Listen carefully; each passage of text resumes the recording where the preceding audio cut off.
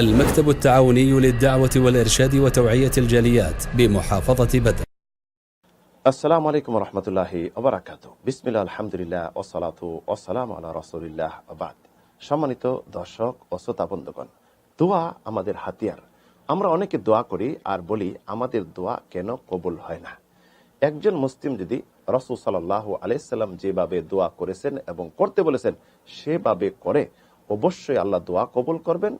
আর যদি দোয়া কবুলও না করেন, তার জন্য তিনটি জিনিস আল্লাহ রেখে দিবেন।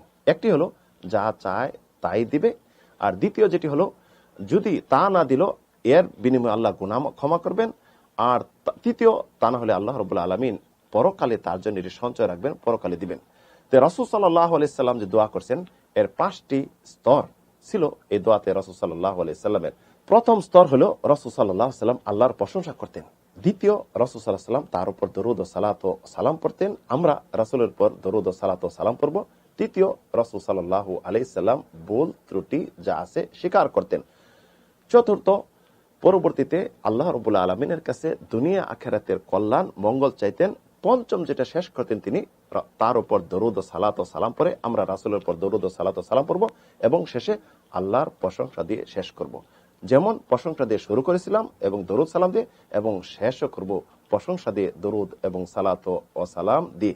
এই 5টি জিনিস যদি আমরা দোয়াতে রাখতে পারি তাহলে আল্লাহ রাব্বুল আলামিন আমাদের দোয়া কবুল করবেন। তাহলে আসুন আমরা এই 5টি স্তরে দোয়া করি এবং আল্লাহ রাব্বুল আলামিনের কাছে আমাদের দোয়াগুলি কবুল করে নেই। আল্লাহ রাব্বুল আলামিন এই 5টি স্তর অনুযায়ী আমাদের দোয়া করার তৌফিক দিন। আমিন, আল্লাহুম্মা আমিন।